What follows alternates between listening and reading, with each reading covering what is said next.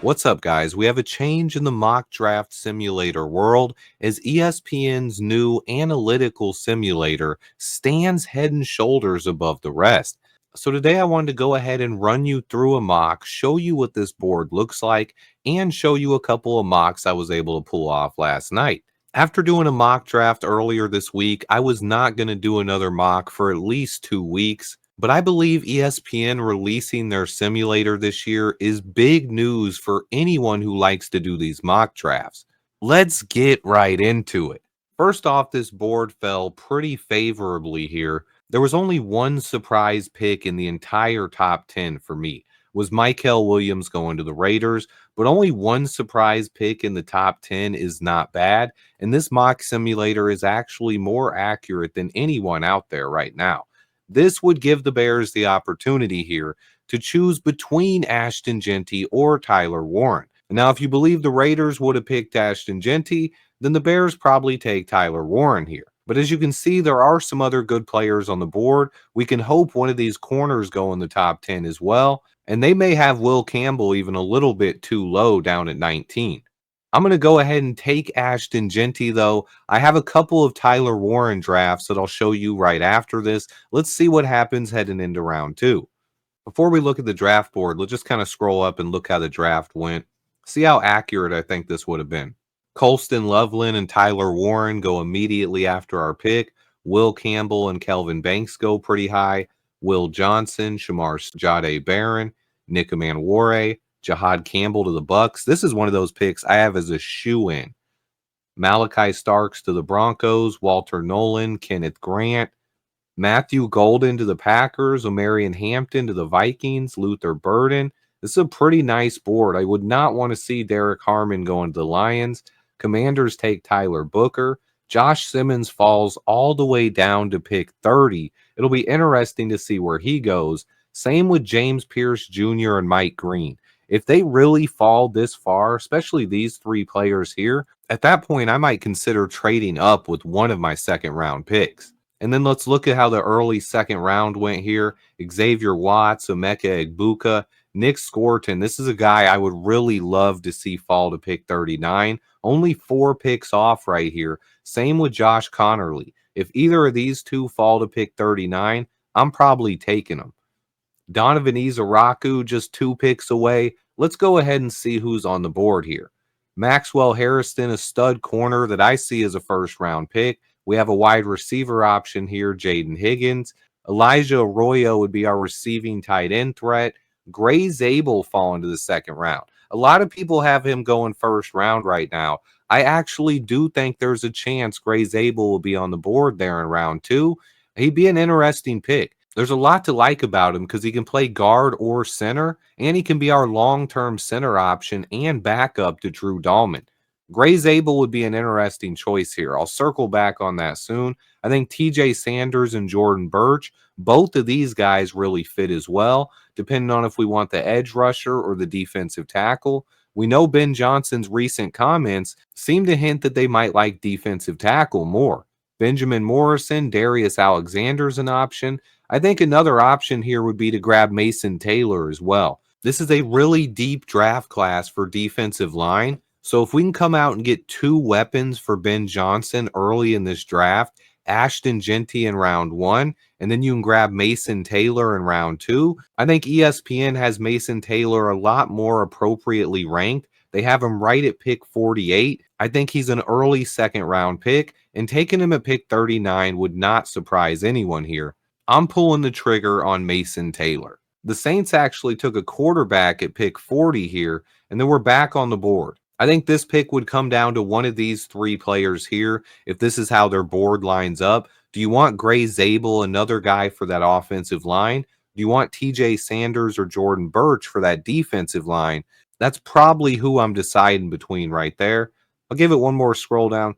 Darius Alexander and the Arizona offensive lineman, they're both options as well. We already have our running back in this draft. Omar Norman Lott is a good pick. Ozzie Trapilo if we wanted to get a tackle. And I'm a huge fan of Donovan Jackson. He's one of my favorite players in the draft. He probably won't last around 3. You could maybe take him here at 41, or even trade down a couple of slots and still grab him, or land Alfred Collins there as well. And you see a lot of good running backs on the board as well. I'm going to go ahead and beef up the interior of our offensive line. Gray Zabel gives us some insurance if any of those guys get hurt. If Tooney, Jonah Jackson, or Drew Dahlman go down, we need another guy who can step in and be a stud on the interior of our O line. I don't like Gray Zabel in the first round, but if we can grab him at pick 41, I think it'd be a nice selection.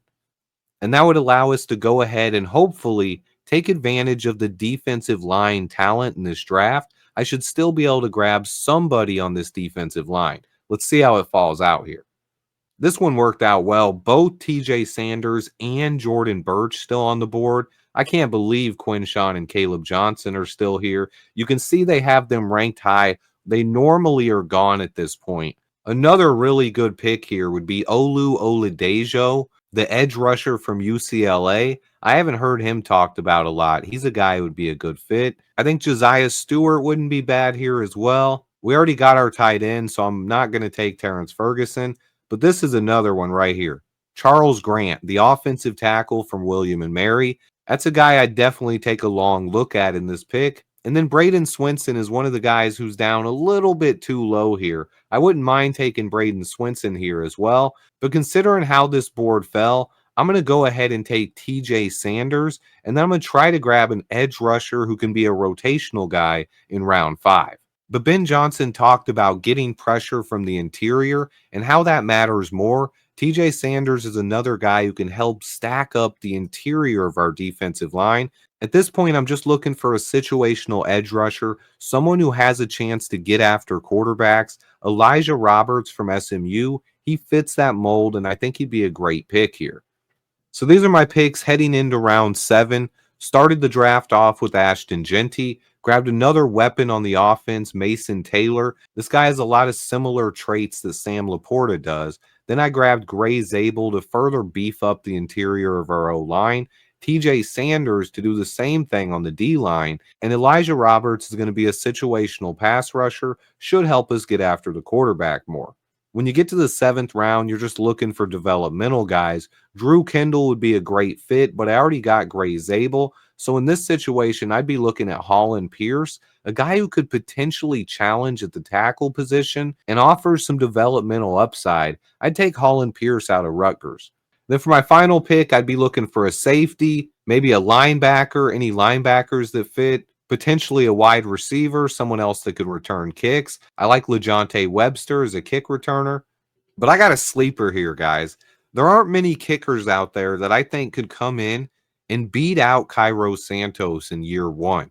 Cairo might not be able to kick 55-plus yard field goals, but what he can do is hit consistently up to about 52 yards. And he's clutch. He's clutch and he's consistent. On top of that, we might be stuck with him for one more year due to his contract. In order for a kicker to beat him out, he's going to have to be clutch, consistent, and be able to nail 55-plus yard field goals. There's a kicker here I think might check all those boxes. Florida State's Ryan Fitzgerald. If we could pick a guy like this in round 7, I would not mind using a 7th round pick on a guy with this kind of a leg.